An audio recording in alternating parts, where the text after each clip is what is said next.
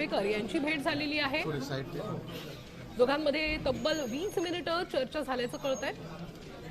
विरोधी पक्ष नेते पदाबाबत विधानसभा आणि या सगळ्या संदर्भात चर्चा झाल्याचं कळतंय। आता एक्सक्लुझिव्ह दृश्य आपण बघतोय। उद्धव ठाकरे आणि राहुल नार्वेकर यांची भेट झाली आणि या संदर्भात अधिक माहिती घेऊयात आपले प्रतिनिधी वैदेही काणेकर यांच्याकडनं। वैदेही, काय अधिकची माहिती मिळते? 20 मिनिटं चर्चा झाल्याचं कळतंय, यात काय काय गोष्टींवर चर्चा झाल्याचं तुमच्यापर्यंत पोहोचलंय? नक्कीच आपण बघतोय की गेल्या अनेक महिन्यांपासून विरोधी पक्ष नेता हे पद जे आहे ते अजूनही कायम केलं नसले असं बघायला मिळत आहे। याच मागणीसाठी विरोधी पक्ष नेते ते आग्रही असलेले बघायला मिळत आहेत। विरोधात असलेले उद्धव ठाकरे आणि शिवसेना यासाठी आज राहुल नार्वेकर यांच्या भेटीसाठी गेले होते।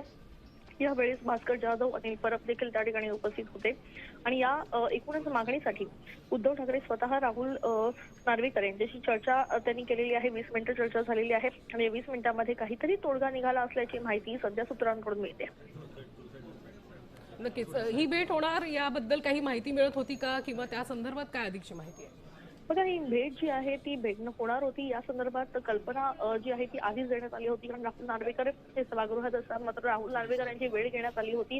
2 वाजताची वेळ जी आहे ती राहुल नार्वेकर यांनी दिली होती।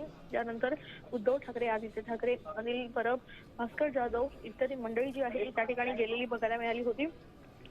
उद्धव ठाकरे यांचे परिषदेमधले सदस्य देखील त्या ठिकाणी उपस्थित होते आणि एकूणच जो विरोधी पक्ष नेता हे पद जे आहे ते दोनही सभागृहामध्ये रिकामी असलेलं बघायला मिळत आहे आणि त्याच्यामुळे हे पद भरण्यात यावं आणि त्यासाठी नेमकी कुठली नियमावली आहे या सगळ्या संदर्भात चर्चा झाली असल्याची माहिती मिळत आहे।